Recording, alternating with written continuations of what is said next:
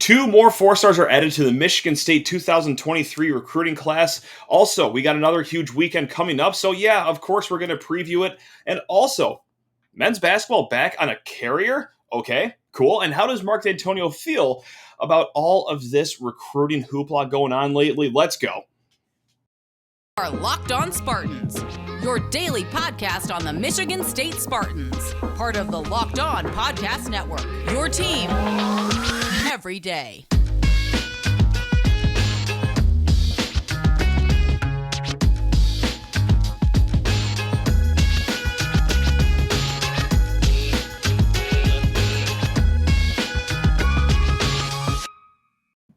Oh my goodness, if you'd excuse me, I'm just fanning myself off because, not only is it a gazillion degrees in the lovely state of Michigan, congratulations if you didn't melt away, by the way, if you are like me and you do live in this 100-degree state, but also got to fan myself off with how hot MSU recruiting has been lately. We're going to get to it all on today's show here in a hot second, whether it be the two four-stars that just pledged their commitment to Michigan State, whether it be their third straight huge weekend of visitors coming up. And also, we're going to talk five-stars. We're going to talk how Mark D'Antonio feels about all this, or, kind of theorize how he's going to feel about all this. But first, before we get to any of that, hey, I just want to ask you politely to rate, review, and subscribe to this here show, whether it's the old-fashioned way, the podcast. Thank you so much for listening. Or if you're viewing this on YouTube, hey, thanks a lot as well. Smash that subscribe button. We got another fun show today because they're just all fun shows lately, with recruiting being a fun summer thing now these days in East Lansing. And yeah, let's just get right into it, waste no more time. Fun little Tuesday we had here for Michigan State football fans as we add not one, but two four-star commits. Yes, we have Jalen Braxton, the four-star cornerback out of Texas, and then also interior offensive lineman Clay Wedin out of Florida. Let's chat about both of those gentlemen, shall we? Let's start with Jalen Braxton, because he was the first one to act on Tuesday. Between the two of these guys, he tweeted out his commitment to Michigan State, which I think was supposed to actually happen in July. I think he set his announcement date for his commitment in July. He had a few visits coming up, but obviously loved his weekend so much 2 weekends ago at Michigan State, where he realized, yep, okay, this is the place for me. I'm going green. I'm going to join Mel Tucker. I'm going to join the gang. And here we are. And now he is the fourth and highest rated prospect that Michigan State has gotten out of Texas. Yes, those Spartans have gotten 4 Lone Star State players out of Texas. So yeah, not bad. Jalen Braxton, 5'11" cornerback, rated in the top 250 players overall in the nation, and is the number 27 ranked cornerback in the nation. All those numbers are per 24/7 Sports. That's who I go with when it comes to recruiting. So that is the gospel that we will be reading right there. And also, kid's a track star too. We got some speed coming out of Jalen Braxton's legs here. He ran a 10.81 in the 100-meter dash, and that was last year too. He might have even gotten faster for all we know. If you want to know how fast 10.81 is in the 100-meter dash, if you are a Michigan citizen, if that makes more sense to you, look at it in that lens.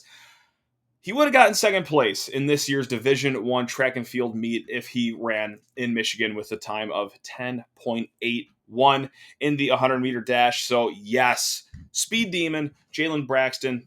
That's certainly a reason he's a top 250 player in the country. And I also just love the timing of his commitment, too. This wasn't off of the weekend he visited. No, he visited the first weekend of June. He visited elsewhere last week, and he actually visited Baylor last weekend. And that's got to be a stomach punch for Baylor right there, right? That you just saw this great player come on campus, in-state kid. This is awesome. Oh, what's that? He's committing today to somewhere? Oh, well, it has to be us, right? He's going up north to Michigan State? What? Mel Tucker's got it cooking that hard up there? Where, yeah, just less than 24 hours off stepping off of Baylor's campus.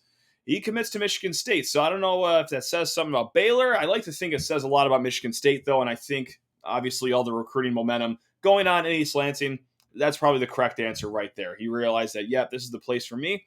And now Michigan State has 2 top 35 in the 2023 class. Chance, another guy out of Texas. He's rated, I believe, as number 33 or 32 corner in the nation. And also, you got 3-star Eddie Pleasant in the mix as well. So that's 3 cornerbacks Michigan State has locked up for the 2023 class.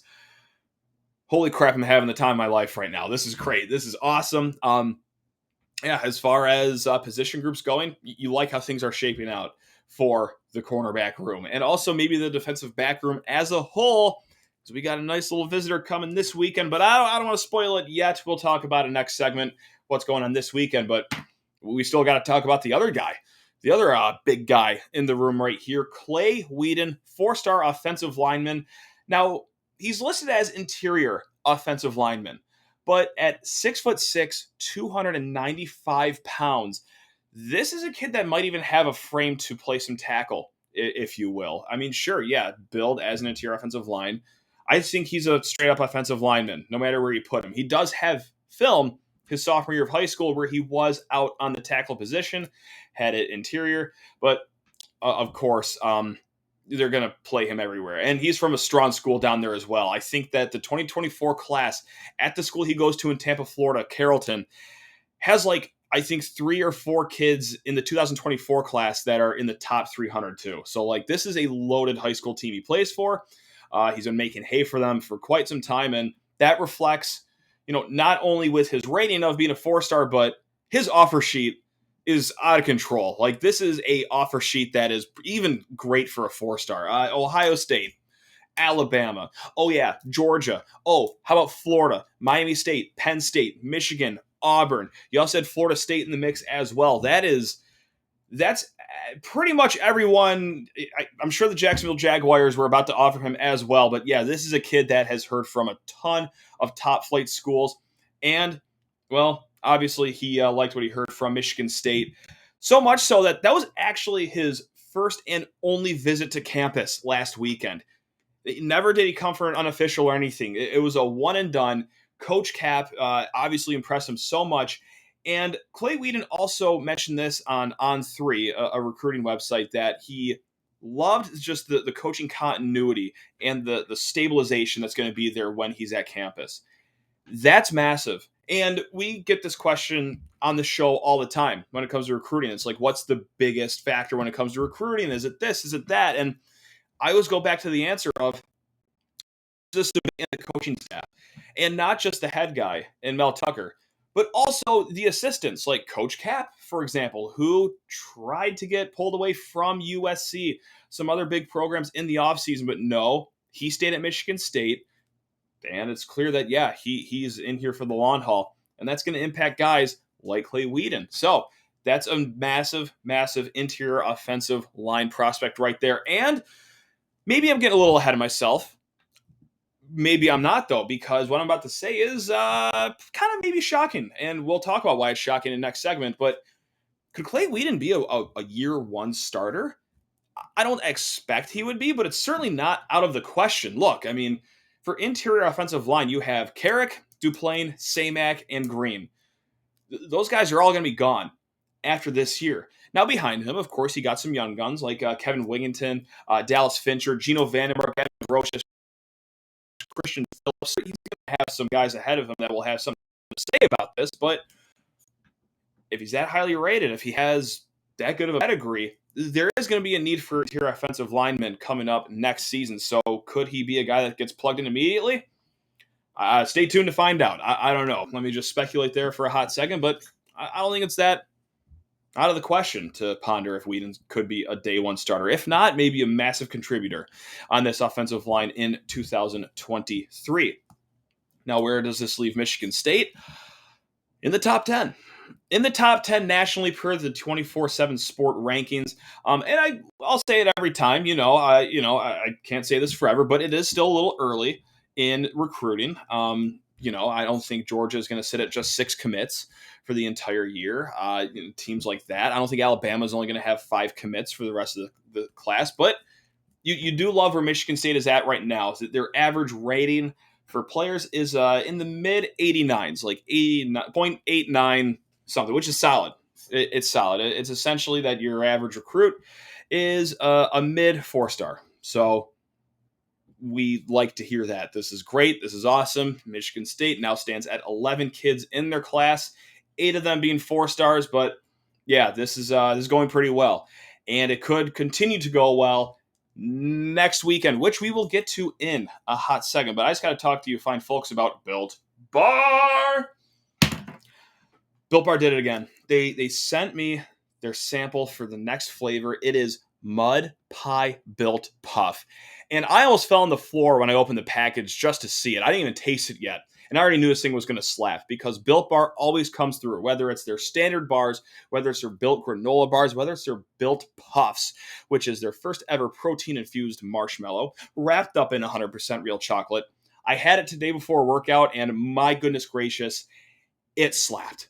It slapped. 16 grams of protein. Fantastic flavor. It felt like I was eating dessert before I went on this workout. It was awesome. And really, that shouldn't surprise me because all Built Bar's flavors are fantastic. Treat your body right. They treat your taste buds right. And they also treat your wallet right. When you go to Built.com, smash in promo code LOCKED15. That's all one word, LOCKED15. That's going to save you 15% off of your first order. Go peruse. Go load up that shopping cart too, especially with this promo code of LOCKED15. You will not regret it. Built Bar absolutely slaps. Their products are fantastic. So, one more time, smash in promo code LOCKED15 at Built.com to get your Built Bars. And before we break down this weekend of Lovely recruiting, gang, we have an important favor to ask you. That's right, you. Yes, the one listening and watching this right now. We put together a survey so we can learn more about listeners like you and make your favorite Locked On podcast even better. This is your opportunity to tell us what you like and don't like about Locked On Podcast. So go to lockedonpodcast.com/survey right now to get started. It will not take very long, and everyone that completes a survey can qualify for a chance to win one of 10 $100 Ticketmaster gift cards. That's right, $100 Ticketmaster gift card. It's easy, guys. To take our audience survey, go to lockedonpodcast.com/survey. Thanks a lot for your help. You guys are the best. Love every single one of you, and thank you for making Locked On Spartans your first listen. Now, let's get into the fun stuff, and that is Michigan State's third massive recruiting weekend coming up. Oh, yeah. Last weekend had a zillion visitors. Now, I think it was like 16 visitors. 13 of them were 4-star or higher.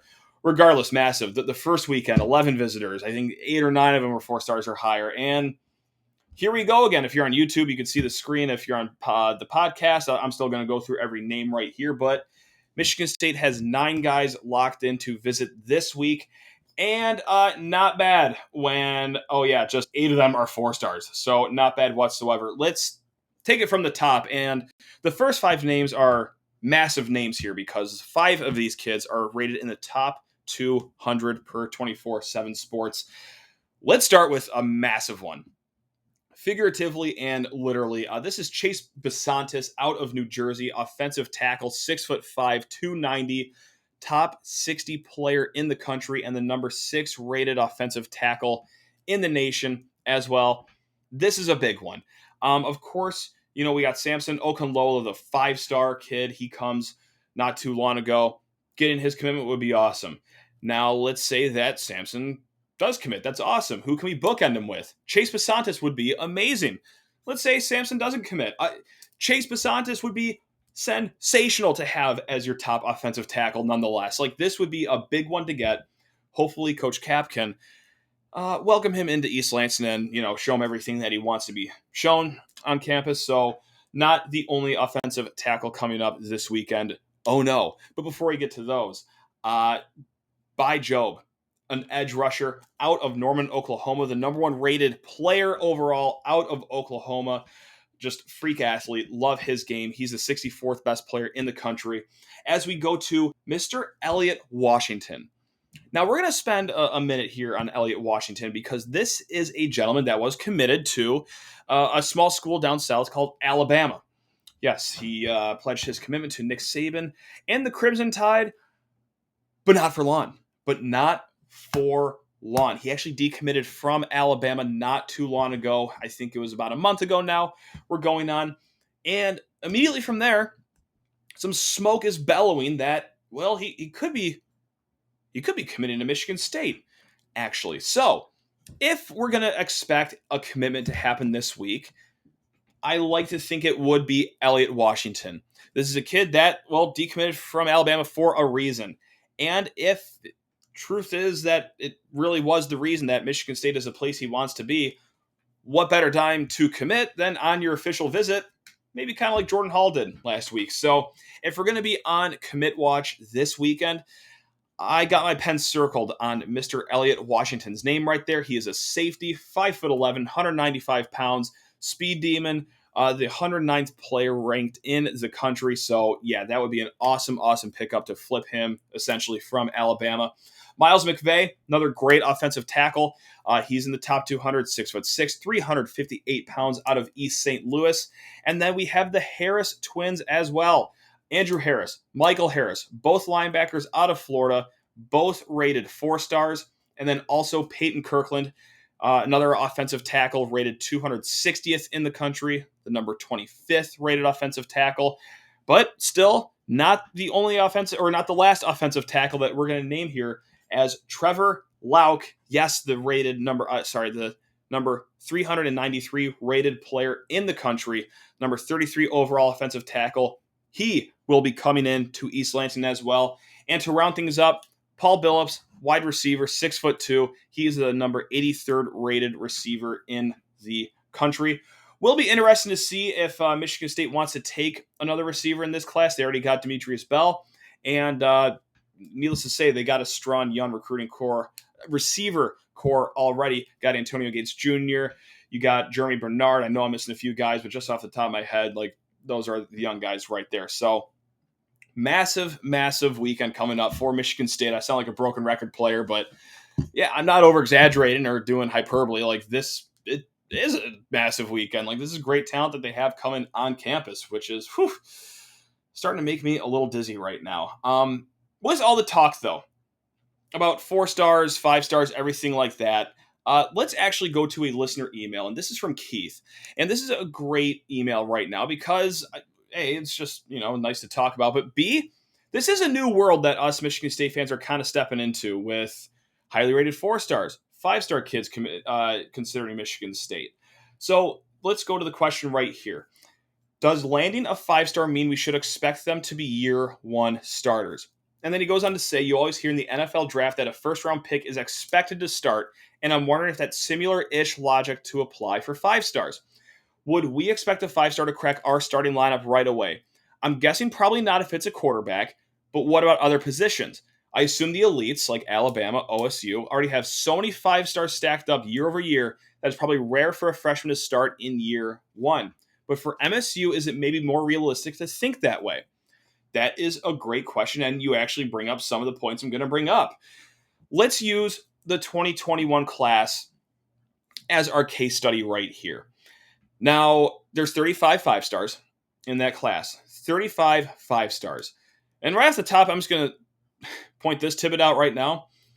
18 of those 35 kids went to either Ohio State, Georgia, or Alabama.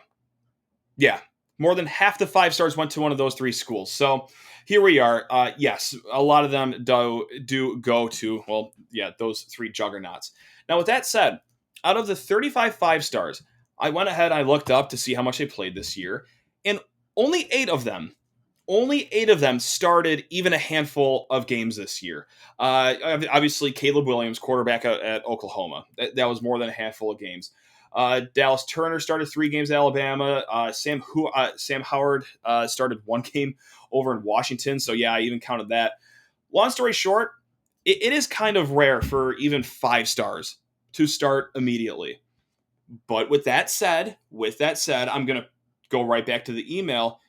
It is because a lot of these teams are already stacked with talent, are just bleeding talent. But it's not perfect. It's not every school. You had Miami, right, who I don't think they were necessarily bleeding talent last year. They had 2 5-stars, and only one of them really started, and that was safety James Williams. The other guy didn't play all too much. Now, Wisconsin, that's a unique situation because you look at Wisconsin, you're not necessarily seeing 4-star U or 5-star U. unless it's maybe their offensive line, because if they're good at one thing, it's offensive linemen.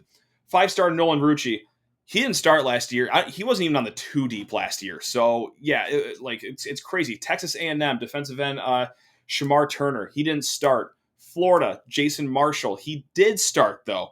And North Carolina, they had a 5-star defensive lineman who really just didn't even play last year. So that's a long way of saying that it is a case by case basis here about your program or whatever.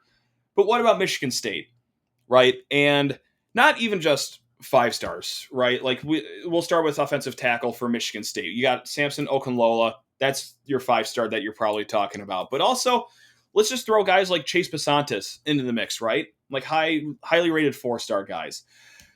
I'm not sure if they would start immediately because, yes, there is going to be a hole there. Jarrett Horst is coming up on his last year.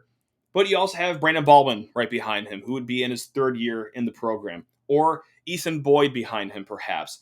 Spencer Hall will be a senior in 2023. Spencer Brown is going to be a senior in 2023. So, right tackle is going to be pinched up right there. But I think it's interesting with interior offensive linemen, right? Just like our guy we talked about, Clay Wedin, or a guy like Madden Sanker. You are losing that quartet of Nick Samac, J.D. Duplain, Carrick, and then Green as well. So right there, yeah, I mean, we know that there are underclassmen that are going to go for their spots too, but if you're that good of a 4-star, maybe it does happen immediately.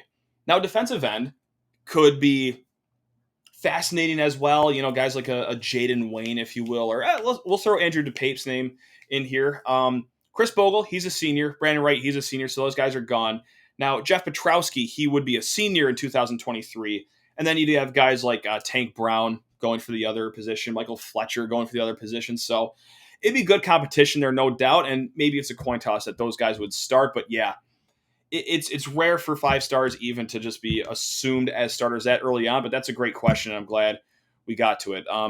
The long story short is maybe depends on the position. So that's what I got for you right there. So thanks a lot, Keith, for the email. If anyone else has a question, lockedonspartans@gmail.com is the place to find us. And we got some more. We got another question on the other side of this break, and also some aircraft carrier talk. That's right. Basketball's back, baby. Let's go. We're back in the open sea. But first, I just got to talk to you fine folks about betonline.net. Woo! BetOnline.net has it hooked up. The entire playoffs. They always have the Stanley Cup, the NBA Finals. We got the U.S. Open teeing off here in a little bit. Justin Thomas, 11-1. Justin Thomas, 11-1. That's the only PSA I'm going to give right there. I know he's a favorite. I know it's pretty boring, but man, that guy's cooking on the course. Anyway, BetOnline, they got all sorts of props, odds, futures. They make betting even more fun than it originally is in the first place, right? And they do so because they're your number one source for all your sports betting stats and info. Find all the latest sports developments, news, and odds, including this year's basketball championship matchup, NHL hockey conference finals. What am I saying? Stanley Cup finals, excuse me. Major League Baseball. Go bet on the Tigers if they're going to score more than 2 runs any given night. God, I hate that team. Oh, my God. Anyway, and of course, the latest fighting news from MMA to UFC to boxing. BetOnline is your continued source for all your sports wagering information, including live betting, esports, and more. So head to the website today. Use your mobile device. Learn more about the trends and action. Oh, yeah, gang. That is at BetOnline where the game starts. And also, if you got a banged up truck, you got a banged up car, start your auto part journey with the fine folks of Rock Auto. That's right. It's the fine folks of Rock Auto. They always hook it up for you because they're the family-oriented business that always has you and your wallet in mind. With the ever-increasing number of makes and models, it is now impossible for your local chain auto parts store to stock all the parts your car or truck will ever need. Why endure often pointless or seemingly intimidating questioning like, oh, does your Ford Fiesta need a Spiegel Yeeper? I don't know. That could very well be a car part. You might find it on rockauto.com, but it's clear that I'm not a car part person. But luckily, I don't have to be because the people at rockauto.com are your car people, and they're also your money-saving people. Why would you choose to spend $30, $50, or even 100% more for the same parts from a chain ship? You would only do it if you were a giant circus clown. Here. But you're not a circus clown. You're a smart person and you use rockauto.com. So go to rockauto.com right now and see all the parts available for your car or truck.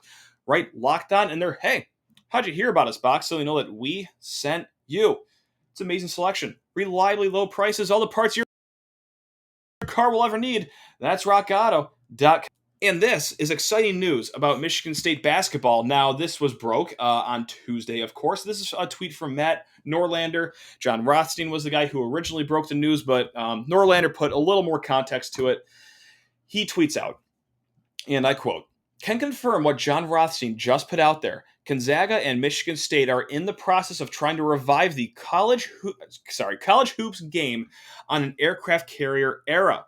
Sources say that plans are optimistic at this stage, but the game is not finalized. Still hurdles to clear." And also, I think Rothstein pointed out, too, that it would be on Veterans Day coming up. So this could very well be a game that Michigan State kicks its season off with, because the Champions Classic kind of later in the year, if I'm not mistaken. If I am, call me out. But yeah, it's a later year for the Champions Classic. And kind of going on that note, too, this is just prime Izzo, right? Just scheduling up the matchups.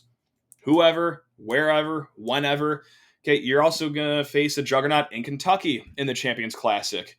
Got to go against Oscar Tshiebwe with 1.5 big men. Good luck right there. There we go. Also, the PKI Invitational going on over Thanksgiving. You have teams like Alabama, Iowa State, North Carolina, Oregon, mighty Portland, UConn, and Villanova in the mix. You can meet any three of those teams. That's going to be awesome. So, yeah, it's just a stereotypical Izzo. Load the schedule with as much talent as humanly possible. Get humbled early on. Got to break this team down to build them up. So how many times have we seen that with Coach Izzo? And also, how many times have we seen that work for a team later in the year as well? So, yeah, nothing but good news there. Fired up about that. I'm a complete sucker for quirky games. Like, okay, obviously the aircraft carrier game. I love when games are played in football stadiums. Like, I think Wisconsin and Stanford are meeting up for a game where the Brewers play. Why not? Yeah, let's get nuts. I mean, yeah, you could play this game on the Blue Water Bridge in Port Huron, and I'd be fascinated by it. Like, I'm a sucker for quirky games like that. And also, hey, when you think about the game against North Carolina a few years ago, okay, I shouldn't say a few years ago, a decade ago. Oh, God, I'm so old. Anyway, as I come out of my crisis that I'm having, I always fall in love with those pictures that came out of that game. I mean, some of the coolest imagery in college basketball history coming out of that game. So, yeah, if you can get that scheduled, if you can jump over those hurdles that you still have to jump, go for it. That's awesome. I'm going to have a great time watching that game. That's a nice way to kick off the college basketball season on a little aircraft carrier. And if the brass at Locked On is listening right now, I'm more than happy to go over to San Diego and cover this. That's right, on your dime. My email is always open, so yes, please. I would absolutely love nothing more than to go over there and cover that game. Now, let's do one more listener email. This is a great one because this is I don't know if it's a hypothetical or you know what it is? It's speculation. That's why I liked it so much. It's speculation, one of my favorite things to do in the world. So let's get to it. This is from Taylor F. And he writes, "I want to preface this question with 2 points. 1, I will always love D'Antonio. And 2, I know D'Antonio is happy for the progress we're having. Now, with that said, the question is, how do you think D'Antonio feels seeing the recruiting boom at MSU after his exit? Do you think he feels embarrassed that he couldn't do what Tucker so effortlessly does?" I love that question. And it's kind of the same sentiment I have too. I love D'Antonio. He did fantastic stuff here. He's one of my favorite people of all time. But with that said, like it's hard to have that conversation and talk about where Tucker has recruiting right now and where D'Antonio had recruiting, especially in those later years, as Michigan State has 8 4-star kids in this class alone. Well, Mark D'Antonio had 9 4-star visitors his last 3 years combined at Michigan State. You do not mishear that. That's a true fact. With that said, my answer is no, I don't think he's embarrassed, but maybe. Listen, hey, at the end of the day, we're all human. We're all men. They're all football people. These are prideful people we're talking about, you know, people that really have a reputation they want to uphold. Is it maybe a little tough seeing Tucker get all this love immediately from Spartan Nation, which is also, by and large, thanks to recruiting, getting all these guys in. Perhaps maybe a smidgen, but also I think the bigger slice of this pie is I think maybe embarrassment is a teeny tiny corner in the Mark D'Antonio pie chart. Just like you say, I think that he is thrilled with where the program is right now. But not only that, but I think he also knew that this wasn't his game necessarily to go nationally recruit. I mean, heck, it was always talked about when he was here that Plan A recruiting was just lock down your guys in Michigan, lock down your guys in Ohio, maybe Indiana. Just stay regionally. As long as you can pick out the guys that you like there, you're doing fine. And he was also never a guy to go out and gun too hard after these 4 stars. We saw it happen in 2016 and saw that explosion right there. So, yeah, I don't think he's too embarrassed just because that was never really his MO. You know, he really made a lot of us fall in love with the whole diamond in the rough theory that worked at the start of his career. And then at the very end, not work at all. Ends up that trying to find 2 stars and 3 stars everywhere and making them into super teams wasn't the most sustainable formula at all. But at the end of the day, it worked. Now, would Antonio be embarrassed if you trade out the Rose Bowl, the Cotton Bowl, and the 2 Big Ten championships for like Tax Slayer Bowl, Music City Bowl, Alamo Bowl bids? Like, I think it'd be a lot different there. But since D'Antonio can look back, he's like, yeah, I brought this program back to greatness for a little bit. Did it fizzle out at the end? Yeah, maybe, but you know, at least I gave these people something to smile about. So I think at the end of the day, again, you can only ask D'Antonio this question, but what fun is that? Of course I'm going to answer it. I think maybe a little part of him is like, oh man, God, these people, they forget about me? I used to be cool. Oh man, don't forget about me, guys. But for the most part, I think he's fired up. I think he's thrilled. I think he's jazzed. And I think he also knows too that he don't have that kind of energy today to go out and recruit, especially in the age of NIL, something that he never had to deal with. That would be even another layer on the cake that I don't think D'Antonio necessarily wanted to eat there. So yeah, I love that question. Great question. I mean, I love pretty much most of the questions that you guys send in. I mean, you guys are awesome. So yeah, lockdownspartans@gmail.com. If you ever want to reach out, hit me up, Sheehan_sports on Twitter. If you have any questions, you want to yell at me, yeah, whatever you want to do. You guys are the best. Thank you so much for making Locked On Spartans your first listen. Little programming note right here. Colton Pouncey will be on Monday's show. That's going to be pre-recorded. I'm going to chat with him tomorrow. But if there's any big commitment news or anything like that, that'll come out on Tuesday's show. If it's something crazy, like Tom Izzo retires or anything, or Michigan State gets like 5 commitments, okay, fine. I'll dig my laptop out of the ground and I'll record a show for Monday. But as of now, the plan is Colton on Monday, and then we'll catch up on any news we missed on Tuesday's show. So that's the little programming note. And thank you so much for making Locked On Spartans your first listen every single day, you beautiful people. Now, the first picks of the Ultimate NBA Mock Draft have been made. Search now for Ultimate NBA Mock Draft and get over 50 insiders, the Odyssey sports experts, and the draft experts of Locked On NBA Big Board. The 5-episode Ultimate NBA Mock Draft is underway. Make Ultimate NBA Mock Draft your second listen today. Love every single one of you. You guys are the best. Go Green.